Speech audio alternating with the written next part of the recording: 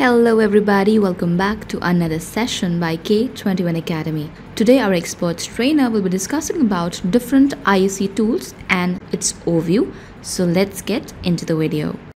These are some of the tools categories that we have. Okay, we talk about configuration management. We have tools like Salt Stack, we have Puppet, we have Chef, we have Ansible. You talk about templating your infrastructure. So we have Docker, we have Vagrant. Okay, you talk about provisioning. Then we have tools like if you be cloud specific, it's like ARM for Azure, CloudFormation for AWS. Okay, if you talk about multi clouds, then we have Terraform. So these all are different IAC tools that we have. Now you see we have a categories of these. This is where I want you to start understand the difference. We talk about management, configuration management. So we have tools like Ansible, Chef, Puppet. We talk about provisioning. We have tools like Terraform, ARM, and CloudFormation. So this is where you have to understand what we are going to learn. We are going to learn to provision our infrastructure. Management is a secondary part, okay, which comes after provisioning. Okay, so there are two scenarios: day one scenario and day two scenario. Day one, you have to provision your infrastructure. Day two, you have to manage your infrastructure. Okay, Terraform primarily focuses on day one scenario. Day two scenario, we have the different management tools that you should integrate with Terraform. Okay, like some of them mentioned here, Chef, Puppet, or Ansible. If you don't have those tools that you want to use on day two scenarios, then Terraform do have some features that you can use as the last resort, as the last option to do some sort of provisioning and management on your infrastructure post deployment. That is, we will talk in our upcoming topics that feature we have. Okay, but that Terraform, sorry, but that Terraform says should be the last option that we will see. Okay, so these are the different IAC tools that are available. Now let's talk about some of them briefly, that what so we are focusing mainly for this training in provisioning, but let me give you a quick intro about some of the tools that we have. Like the first one, if you talk about the templating, we have Vagrant. So you can, it's like a template file that you have for building your virtual machines. Okay, so you have a complete workflow defined. Okay, you specify your image that you want to use to run your VM, and then the entire steps, okay, that you want to run in that VM. So everything will be defined that. So you get Vagrant file, you just run your Vagrant and your VM is up and running. Okay, so in Vagrants you have the provisioners that you can use to deploy on clouds also. So provisioners in the sense like you can not only deploy it on on premises, but there are provisioners that helps you to deploy your virtual machines on different cloud service providers also. Similar to Vagrant, when it comes to Terraform is more towards, as I told you, provisioning and destroying your infrastructure. Okay, so it focuses on creating more. Okay, creating and destroying. Managing is the last option that you should use Terraform for. Okay, although there are features which are evolving in Terraform, and I'm pretty sure that in our upcoming years we will have a good features available for management also. Okay, in Terraform we use the HCL language to describe your infrastructure configurations. HCL stands for hashicorp configuration language. So we basically use HCL to define, and using this HCL, this is very similar to if you have ever used either YAML or JSON. Okay, so you will be more than comfortable to understand that what actually we are defining into this. Okay, these are some of the different terms that we use in Terraform: provider, provisioners, modules, plan, apply, destroy. We'll talk about that in detail when we go step by step. As of now, just a quick brief intro that we are walking through. Okay, and best suited for managing, or I should say for provisioning your infrastructure resources. Okay, this is where your Terraform focuses. When I talk about management configuration, then we have Ansible. Okay, Ansible is basically for configuring your applications. So let's say that you wrote a .tf code and you asked Terraform that, hey, can you please deploy a VM on, let's say, Azure. Okay, so Terraform deployed a virtual machine for you. Now, after this VM is running, you want to run some commands on this. You want to install some packages, you want to do some setup commands, run some setup scripts, create some user, set up some firewall rules. So all these configuration, this is where your Ansible comes into picture. Okay, so Ansible will help you to do that. Terraform, after provisioning, says I'm done. Now please integrate your Ansible, and this is where Ansible is going to help you in management. Okay, although yes, Ansible can also help you in provisioning. So you can also write a YAML file, define your different blocks of YAML. This will also provision the infrastructure. Okay, but there is a huge difference. If I talk about the comparison of Terraform and Ansible, which I want to highlight here. So just to give it you a slight idea in terms of ratio that we talk about. So as I am been stressing that Terraform mainly focuses on provisioning. Okay, so when it comes to provisioning, most of the features that you have in Terraform is basically, I should say, for provisioning and creating your infrastructure. So 90% task that you do is for provisioning, and yes, 10%, if I say in a ratio, you can use it for management also. But when it comes to Ansible, it focuses primarily on the configuration. So 90% you focus on management, and 10%, yes, it can help you to deploy also. Okay. So when your major goal is to automate the provisioning or infrastructure, that is where you should focus on using Terraform. And your major goal is to manage your existing infrastructure or manage your infrastructure post provisioning by Terraform or any such tool. Okay, then this is where your Ansible should be used. Okay, for example, if you say, Akhil, no, I'm not using Terraform, then you might be using ARM on Azure, you might be using CloudFormation, correct? So if you're using even any of these are primarily again for provisioning. Okay, then if you are using this after post creation, now you want to manage that, then go ahead and take help of Ansible or other such tools like we have Puppet and Chef also. Okay, so in Ansible, basically we have agentless structure. So this is more popular as compared to Puppet and Chef by because of the structure that is called agentless. Okay, so let's say if you have one machine that is called your master machine, and using this you want to control some nodes. Okay, so you don't need to install Ansible here. Ansible will be installed only on master machine, that's it. So that's why it's called agentless, and then it will be connecting to your nodes which you want to call, that is called control nodes, and it will be managing them. Okay, while in Puppet and Chef you need to install it individually on each of your node. Okay, so everything has its own perks that you have to take care depending upon what exactly your requirement is. Okay, so this is what Chef is used for. Chef is basically again a type of configuration management just like Ansible. Okay, in terms of Ansible, we have the terms like we use modules, we use playbooks where you define your tasks. Okay, you have plays. In play you define your task, multiple tasks you have that you're running on your machines. Similarly, in Chef also you have different terms like workstation, cookbook, recipes, knife that you basically use to run it on your infrastructure. Okay, so best for configuring application using a pull-based approach. Why? Because you have it installed on every machine. Okay, while Ansible is a push-based mechanism. So from master you push everything on your control nodes. Similar to Chef, we have Puppet also. That is also another tool for configuration management. It's also based on client and server model. Okay, and it needs agents to be deployed on both target machine as well as your managing machine. Okay, some of the terms that we use in Puppet like resources, class, manifest, where you define your entire configurations. Okay, catalogs for helping, and different modules which contains different functions that you can use. Okay, again best suited for the configurations using a pull based approach. So Chef, Puppet, both of them are quite similar, while Ansible is very different from these two. Okay, and Ansible is more popular in the market. Why? Because not only popularity, it's also easy to use, easy to integrate, and you have a lot of community support that comes from Ansible, which can be freely used. You don't need to invest for that. A quick comparison between these tools that we just discussed, Puppet, Chef, tool type. So you can see all these that are mentioned here in this presentation are the configuration management, while Terraform is only the provisioning infrastructure tool. Okay, what is mutable and immutable? I will talk about this later on. Right off now, just want you to make sure that you understand that these tools are uh, basically going to help you to create a mutable infrastructure, while Terraform will help you to create immutable. While there are some approach where you can use mutable also, but that's slightly on a very, I should say, minimum approach that we use that.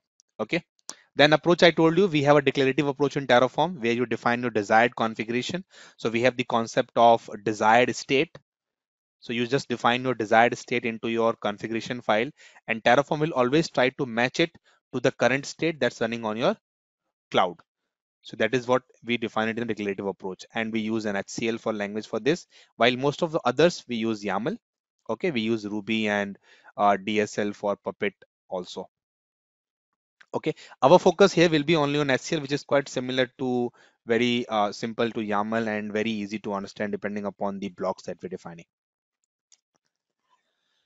Okay, some of the benefits of IS tool, again to repeat, as I have told you, if you talk about the cloud vendors, we can use it to deploy. So each cloud has its own automation tool, no doubt, like AWS, we have CloudFormation, we have ARM for Azure, and we have GCS for your Google Cloud also, Google Cloud Resource Manager.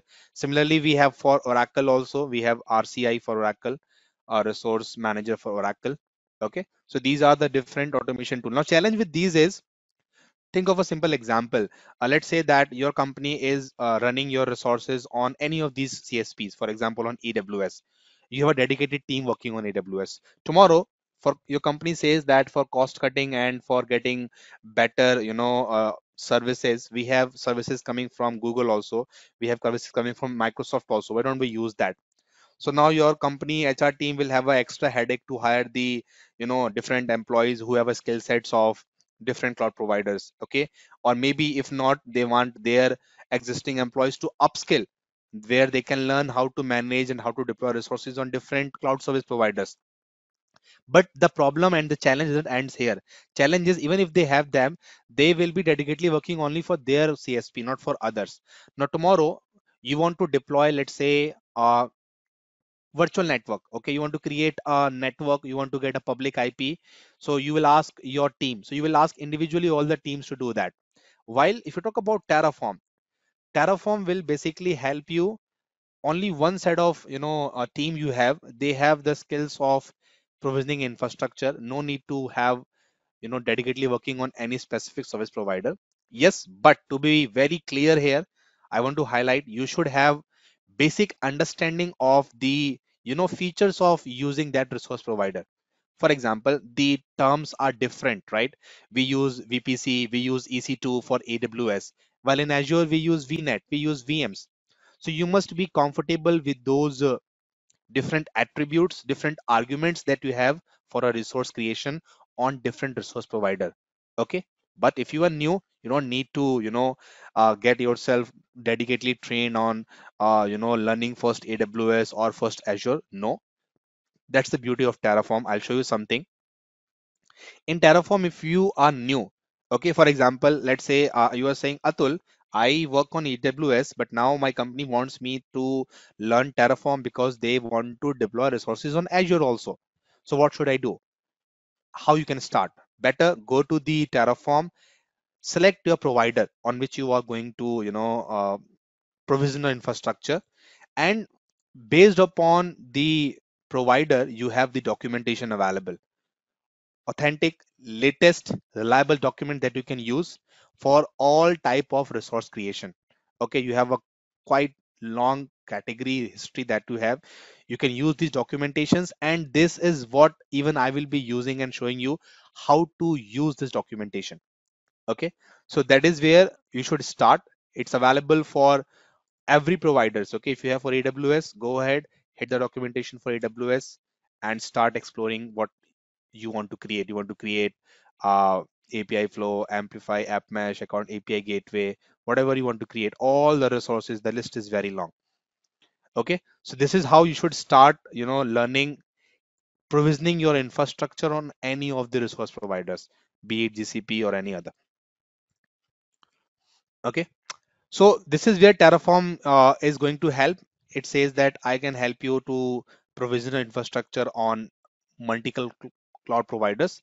You should just have a understanding of the concepts, how Terraform is used and how the syntax and the blocks are defined. Okay, while showing you practical examples here and there, I will not only focus on Azure. Here and there I will also show you that how it works on AWS. Of course, I will not show you live on AWS or on GCP accounts, but I'll show you the way that how it is done. So I will not keep your knowledge limited to only one Azure provisioning. Here and there, whenever I will create any resource, I will ask you to explore the way for doing it on different resource provider also. Okay. So Terraform helps you to mitigate the human error. Okay, you can track the changes. You can have different infrastructure state files that you can use to track your changes. You can replicate your environment. So you have modules, you have functions that can help you to do that. Rebuild your environment by using the state files that you have. And you can also manage your multiple resources using Terraform. So when it comes to Terraform, let's talk about a quick overview of Terraform. So as I told you that it's available for multiple cloud providers. You can create different resources, and those resources are created using different configuration files. Not to keep it hard coded, we use different variables. Okay. And after deploying, everything is stored into your state files. Okay. So we have a complete hierarchy that I'm explaining. Again, I want to repeat if you missed. First, we use the cloud provider where you want to deploy your infrastructure.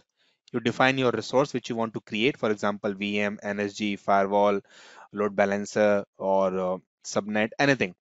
Now, how you will create that? Define your configuration files. Okay. Then you don't want to keep everything too static, keep it dynamic, let user inputs the values and all those things. So you can use variables for that. Okay. Once you deploy, everything gets stored into your state files. That means your infrastructure information is stored into a state files. Now, up to here, your infrastructure is provisioned. Now, day two scenario, you want to use that existing infrastructure and create some child resources. So you have the concept of data sources. This is where you fetch the information of an existing resource on your Azure or on AWS. You have modules to reuse your code. No need to write 100 lines of code again. Refer to modules. Okay. You want to isolate your environment, use workspaces. Okay, for example, we have a production team, we have a development team, testing team, staging team. So all of them can work on same configuration file. No need to create separate folders, just create different workspaces, set up different configuration and environment variables for them. And after this, you feel that okay, we need something more from Terraform. We don't have as of now Ansible or Puppet Chef. Then yes, there are provisioners that can help you to do some sort of post provisioning task also. Okay. And then most important thing, you should talk about the security. And when it comes to security and other features like setting up the policies, enforcing some rules, that is where your Terraform enterprise paid version comes into picture. Okay, so this is the complete flow of Terraform which follows with the best practices that how you should use Terraform. Okay, so this is what we are going to learn in this entire training. Okay, we start with the way of authenticating to cloud provider, creating resource, configuration files, variables, state files, and everything. So this is the complete overview of what we will do in this training of Terraform. Okay, so this is the TF state files that we have, different files we have, not only one. So you can see there are dot state files, dot TF vars files. Okay, so you create your files and give it to Terraform. Terraform will connect your provider and will create resource for you. This is a high level picture which I am just reading here. So this is how it connects and this is how it creates your resource. So again, a quick overview of Terraform written in Go. For repeating, you can use it for building and versioning your infrastructure. Okay, you define your configuration files with .tf extension, and then it executes the creates a file. Okay, and using that configuration file, you define your infrastructure, and you generate your plan. Okay, and plan means it's like what actually you are defining to create an infrastructure for. Okay, so you can manage your different components of your resources that you want to create. And if you're somebody completely new, then you don't have to worry because we have got your back. We have properly planned our 7-week roadmap so that you can excel in your examination. Week 1 would be about what and why about Terraform. We'll be discussing about Terraform installation and basics in week 1 as well. Week 2 would be read, generate, and modify the configuration. Week 3 would consist of provisioners, loops, data source, and built-in functions, along with workflow and state management. Under week 4, we'll be discussing about modules and workspaces, along with Terraform CLI and security in Terraform. Week 5 will be more about Terraform Cloud and enterprise capabilities. Week 6 would be exam registration and some amazing practice questions. You'll be having 5 practice tests that will let you check your knowledge. And week 7 would be tips and resources for clearing the exam certification, CV preparation, and the most important part is our on-job support. And if you're somebody who's completely new and you want to study the exam content from start to finish, then please check out our free class at K21Academy.com/Terraform02. Under this free class, we'll be covering a lot of topics like cloud and DevOps overview, cloud automation tools, Terraform, cloud formation, Ansible, Chef, Puppet, infrastructure, automation, IAC, Terraform for beginners, what, why, and who should be learning Terraform certification, extending Terraform with Ansible, Chef, Puppet, etc. We'll be giving you a demo of VM deployment in AWS Cloud using Terraform. And the best part is we'll be covering a lot of job opportunities and how you can get better pay in your Terraform job. So all you have to do is just log on to K21Academy.com/Terraform02 and click on book your free seat now. Select your event date when you're available. Moving ahead, add your name, your email address, your phone number, and click on yes, proceed ahead. Now you'll be seeing this kind of link at the extreme right. Save this link, add it to your calendars, and I'll see you in the free class. Till then, take care and keep learning.